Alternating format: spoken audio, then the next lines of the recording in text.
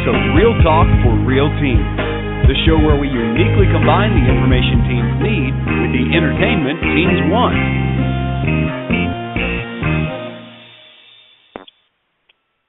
Hello, everybody. Welcome to today's episode of Real Talk for Real Teens. I am Kim Creighton, your host of the show, as always. And today I have my guest is Ashley Ramocan. Ashley, how are you today? I'm well, Kim. Thank you for having me. Well, thank you for being here. And as I always do, I have my guests introduce themselves to the listeners. So tell the listeners something about yourself. Okay, well, I am a 25-year-old working adult now, which I'm pretty excited about. I work at Midtown Alliance, which is a nonprofit organization that specializes in placemaking and improving Midtown Atlanta. And I work as a communications specialist, so I deal with the marketing and the public relations and kind of the creative stuff. Okay, so which of the 21st century skills will you be talking about today? I wanted to talk to you guys about creativity today. All right, so let's. What is Ashley's definition of creativity? So I was kind of giving this some thought, and I decided, of course, like any well-versed Internet person would do, I decided to Wikipedia creativity just to kind of, exactly. Figure out what do I think. And one of the things that I saw that actually really did strike a chord with me was that on Wikipedia, creativity is defined as a phenomenon out of which something new and valuable is created. And what really two things struck me about that statement. Phenomenon, calling creativity a phenomenon, because really, as I've discovered myself to be a creative person, in my 20s really, it really is a phenomenon. It's this amazing feeling that, that something goes on inside. It's like your heart and your brain is connected and you're coming up with new ideas.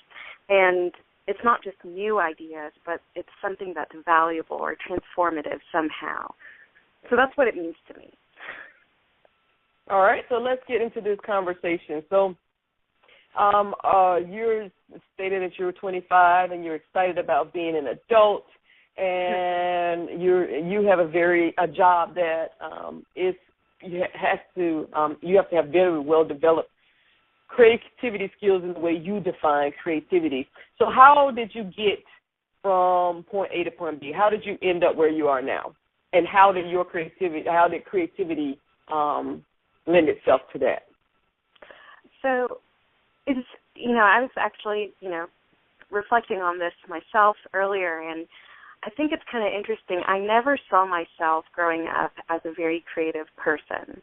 I enjoyed math and science. I really enjoyed every subject. But, I didn't really see myself as unique. I kind of was able to fit the mode of normal and do what I needed to do to get by.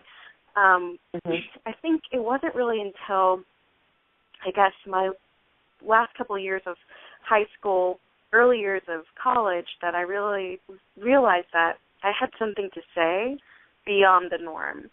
And I had ways of doing it really well. I realized I had a real knack for writing and expressing myself in that way. And then when I got to college, I always kind of had a knack for, I liked to present things in a way that was pretty, was beautiful for people. So not only was I going to write you a paper, but I was going to do some type of illustration with it so you understand exactly what I'm talking about. But at the time, I really didn't see it as creative. It was my way of communicating. And when I got to college, there was a position open for a features editor at my college newspaper, and I went and took it and thought it was just going to be about writing. And it was more than writing. It was design. It was graphic design, in fact. And I fell in love with that. And I, over the years, realized I'm kind of an artist in my own right. I can, compose words as well as beautiful illustrations on, a desktop computer that, can transform the way these words are on paper. And so I've learned that I was creative and not afraid to think, outside of the box per se, and push myself into, new areas. So I feel like over time, it's not like maybe some people are born and they know I'm a creative person, but it doesn't mean you'll always know that. And I think as you learn about yourself more and more, you'll find that you are creative, and it's just learning to embrace it and then rolling that creativity into something you love. You made a very a point that stands out to me, and you gave several examples of it. You equated creativity with communication. Mm-hmm. And for you were saying you didn't see it as creativity or you being creative. It was your way of making sure that people understood you, which made me think back, because I'm thinking, let's say Picasso. What was he? Because that's a question I never even thought of. What was he trying to communicate? Yes, he had an eye. But of course he was trying to communicate something, because he had a perspective of something, and he was trying to communicate that perspective. When you think about Mozart and Beethoven, they have a perspective of something, and they're trying to communicate it. When you think of Mies van der Rohe or Frank Lloyd Wright, these great architects, they were trying to communicate something. They had a perspective, and they used creativity to do that. And then I'm going to get into when you think of the first heart surgeon, when you think of the first in vitro fertilization, the first person who did that, they were trying to communicate something. They were trying to get an idea across, and their processor had to be very creative, seeing that those things never existed before, never happened before. Agreed. I'm kind of in love with literature. I was an English major and stuff, so a lot of my examples I'll pull to, but will be from probably a literary or artistic background. But I'm so glad that you also pulled out, surgeons and architects and stuff. It's things that are kind of functional, things that don't really seem creative. You can be creative. I mean, we do things just to do things sometimes because it's the way we've always done them, but to think, greater than that, to accomplish something different, and it's to definitely to communicate that, that you're greater than this, or we are as a people, as humans, are greater than this, traditional mindset. It's pretty amazing. And to your point about, Picasso and these great artists, it made me actually think about some writers who really inspire me, one of which is a Latin American writer, Gabriel Garcia Marquez. He wrote Love in Time of Cholera and 100 Years of Solitude. 100 Years of Solitude actually is like my favorite novel ever. And what's special about these books is, it's called magic realism. That's the style of writing he did. It was this, realistic perspective of life. He would write about, for instance, colonial times in Latin America, but then overlaid and intertwined even within that setting would be these magical elements of,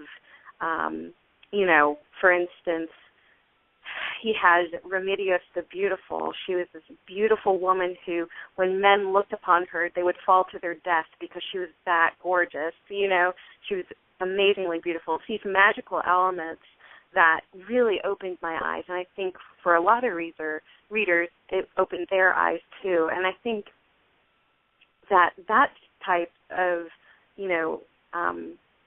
that type of art and that type of literary, skill really can translate into our world today. I think we don't have to, we have the world in front of us and it is real, but what can we imagine? What are the possibilities that can, really transform our community or our lives?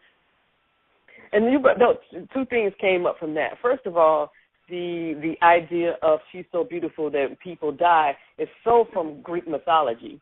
You know, that was like so, there's so much history in that, and that to bring that forward. And then the second thing that came to me, again, with, you know, you were saying the magical. Can you imagine someone who their job is to do Excel spreadsheets all day? They're putting in data all day. And yet this data has to be able to be communicated very effectively, because people who need to see this data have to understand the health and wealth of a company or a project or whatever. And what if this person who's doing this, what some people see very tedious job, but saw it as their way of communicating creatively? What would that spreadsheet look like? Oh my God! It's just like you could just throw in some numbers in an Excel spreadsheet, or you can make charts, or you can do it in a Prezi presentation, or you can do it in all kinds of things. Well, you know, it kind of reminds me, there's, you know, a huge trend right now. My organization, we're really big in innovation right now and in the startup scene, and looking at different things. But one of the things that's huge right now is big data, and using big data in creative ways to transform communities or government or the behavior of for everyday life of people. Stop right there. Explain what big data is. What is that? And then, because that's very interesting. So in a simple way, organizations and companies and people, governments, they collect data, whether it's traffic counts on how many cars are on the road at certain intersections at certain times of the day. They have the numbers. They have coordinates. You probably even don't realize this is what's happening, but like for Google Maps, if you're using Google Maps to navigate or to look at where there's traffic on the streets, well, that's because they're able to show you the congestion based on the big data that they've collected that shows, there's a lot of cars over here, so we're going to color this area red because maybe we don't know that, maybe we don't realize that it's, people are going 25 miles an hour, but we know that a lot of people in this area who have, cell phones in this area, there's a lot of them, and they're not moving very quickly. So, we're able to highlight this on an app for you that avoid this road. Or even to the point of, Midtown, for instance, has over 150 restaurants. And a lot of those restaurants are our members, and a lot of those restaurants and attractions even put their events on our web calendar. Well, we as an organization have data for what events are happening in Midtown. And so basically we take this data and we can give it to people who develop web apps or mobile apps to basically recommunicate the data in a creative way that is useful for people like us who, are regular civilians and, for instance, are, I'm looking for something to do today. Where can I go and, where can I go and ice skate? And then they'll pull up Atlantic Station has a new ice skating ring that's just opened, and it's all on a mobile app. So it's recommunicating simple data into creative, useful ways. Instead of it just being this aggregated information that that sits there. Yeah, and the fact that they use it, because that data has always been around, but in the past you would have to go to, your local government agency, sit down at a desk, pull out all these big things, flip through them. Who knows how long it was when was the last time it was updated? And now you can get minute-to-minute information, and it's the same data, but it's been put in a framework that's useful to the masses. Yeah, exactly. And that's creativity, and that's definitely creative. That is definitely creative. It's one of the actually more exciting things when I've learned about hackathons. So hackathons are 24-hour rapid innovation or rapid creation competitions where you basically, as an organization or a person, supply to these computer and mobile app developers and coders data and just say, do something with it. And then they create apps for you and say, here's what you could do. So it's the possibilities, with what seems to be kind of mundane or... I'm excited because I'm going to the hackathon this Friday, so I'm excited about that. Yeah. I'm going to my first hackathon. I'm interested in seeing what all that's about. Awesome. Have fun, and if you can, try to stay up with everyone. Yes. It'll be a long 24 hours. Yes, I'm bringing my stuff with me. I need to figure out what I need to bring so I can stay up and alert, but I'm excited about it. Yeah. So how did you developed your creativity over time, and now you're talking about big data. You're in areas that you didn't know that you even didn't know. Yeah, absolutely. I had no clue that I would be here. My initial, when I was growing up, not to say this wasn't creative, because really creativity is everywhere, but I wanted to be a theologian, and there's definitely creativity in that. But so with that said, I saw myself in seminary, not out and about being creative with startup folks. Wow, that's an interesting shift. Yeah, it is a very interesting shift. A lot of reasons for it, but I'm sure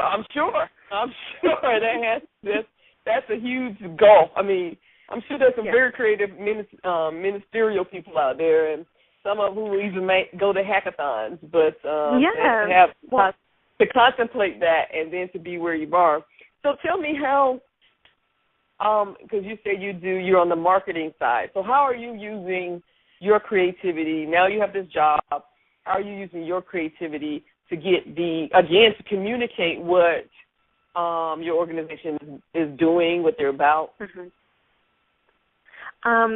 So I think the most natural explanation of what I'm doing is that as a communication specialist, I do a lot of our design work in-house. I do a lot of the writing for our blog, social media, for our website.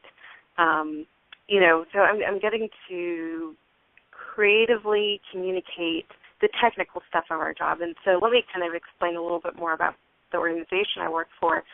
So we are a profit that works on behalf of the Midtown Improvement District, and so we do things like streetscaping and placemaking, which is basically, improving the sidewalks and improving the roads and creating parks for people to, get together and be productive in fun and interesting ways, and to make sure that the community is safe and to make sure that there are transportation options.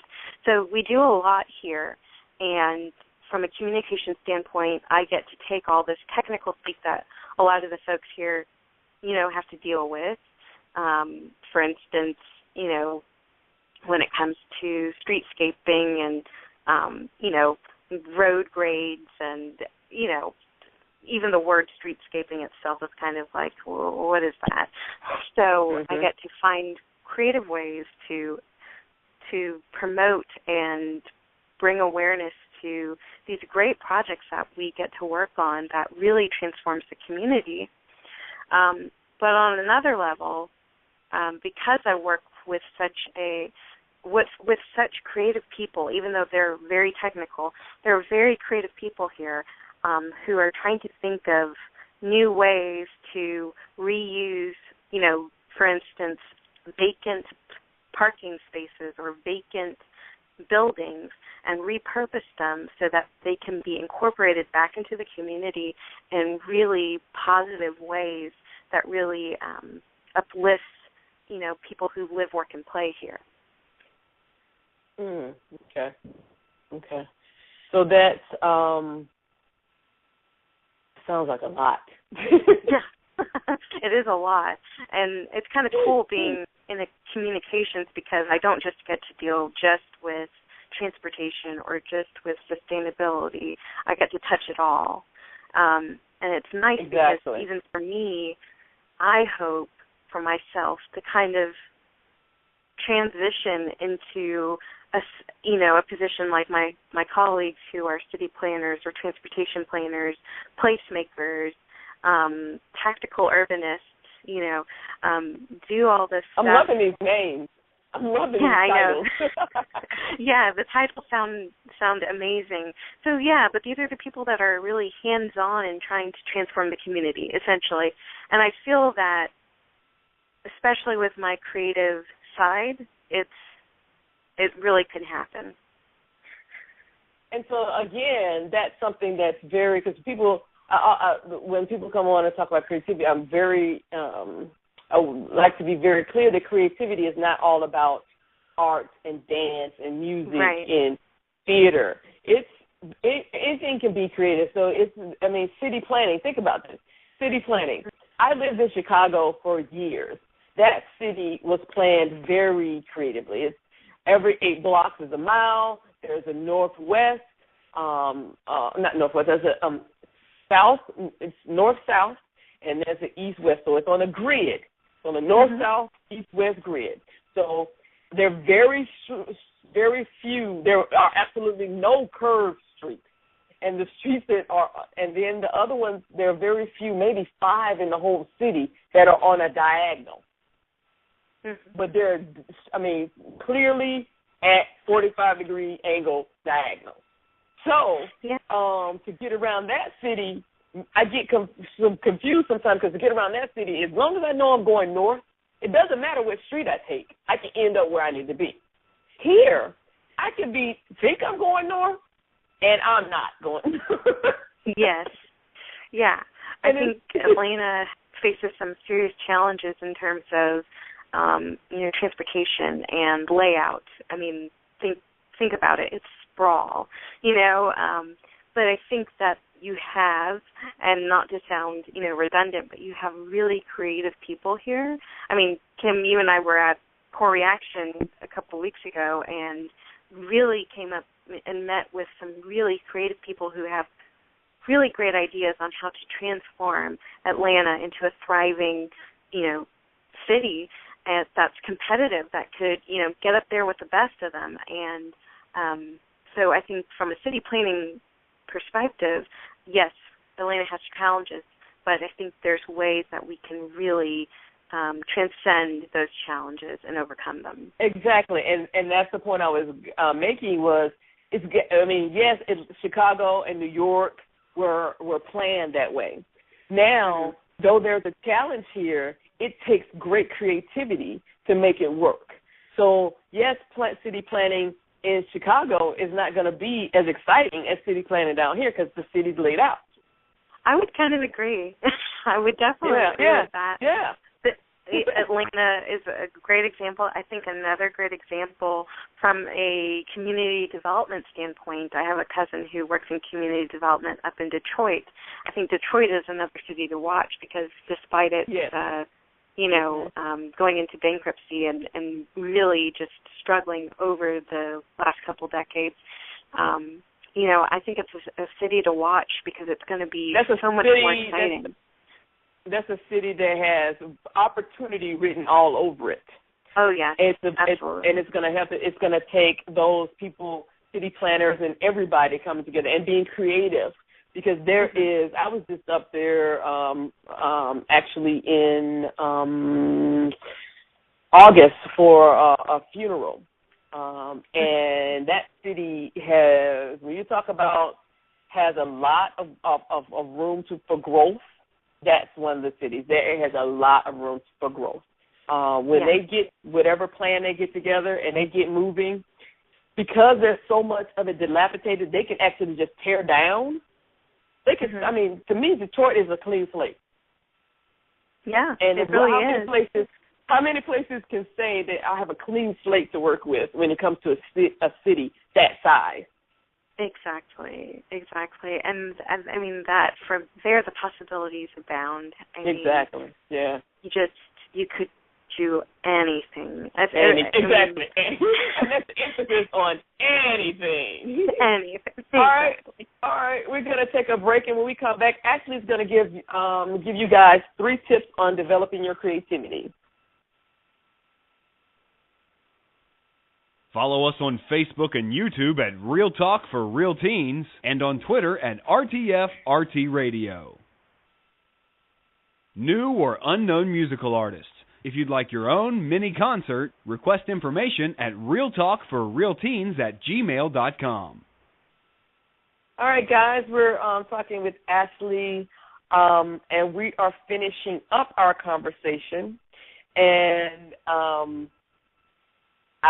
we talked about a lot of things and I'm happy we did that. A lot of people don't consider creative. So I'm glad we really got into that. So what would you give 3 tips for developing creativity? Yeah, I think the first tip, which really, I think, helped transform me, and I always advise my youngest sisters to do, is first thing, self-exploration. I think that you should get to know yourself. So know your strengths and your limits. And then I would even go to say, once you know all this, push yourself beyond those limits so that you can really see, what is possible within your own means. And then after that, I would say observe and take note. And I think this might be a personality thing for me. I'm extremely, behind the scenes type of person. I don't like to be in front, loud or talkative or anything. And it's not that I don't want to interact with people necessarily, but I'm kind of, an introvert. I like to be observing others and observing my environment. So I would say observe and take note. Observe your environment, observe others around you so that you can welcome the possibilities of your reality.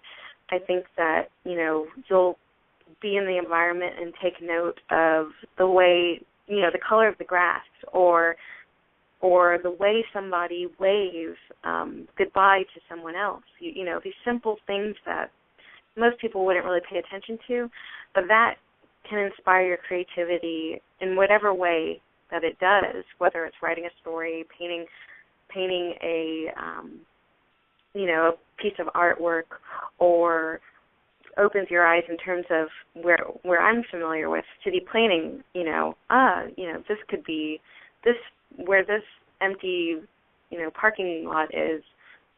It could be a park.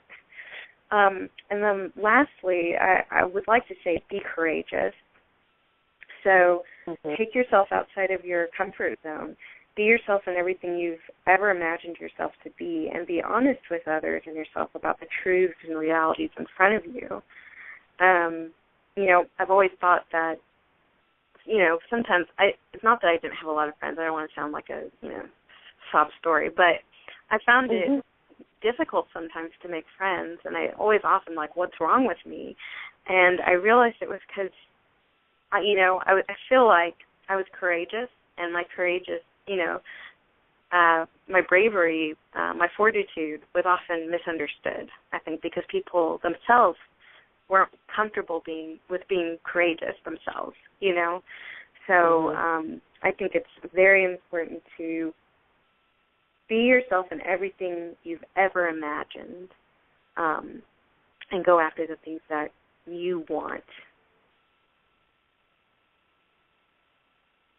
All right.